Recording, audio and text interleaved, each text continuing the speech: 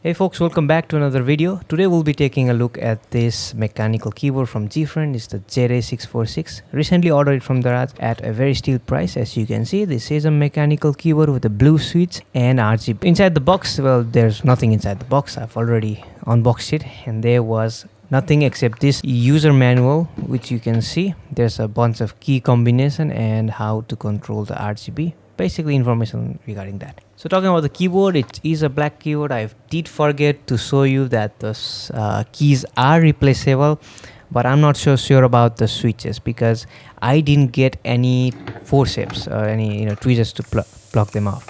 So I'm not sure if they are hot swappable. We do get some flaps to elevate your typing experience, literally. Also, we do get a USB port, and this keyboard supports mobile devices as well.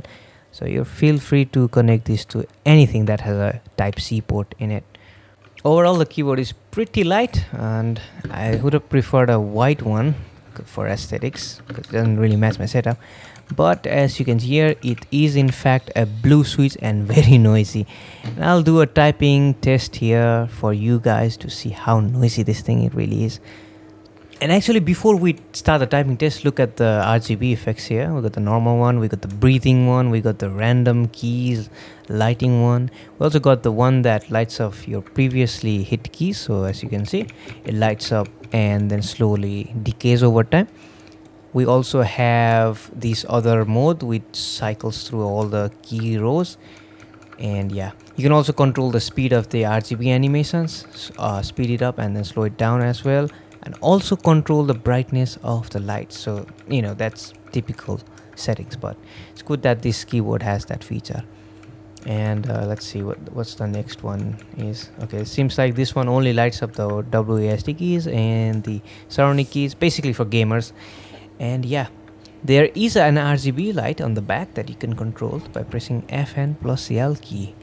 And there's only two different modes. One would be the simple on mode and the other just a breathing animation. If you do want to take a deeper look at the RGB, make sure you go to the intro of this video. Now I'll move towards the typing test.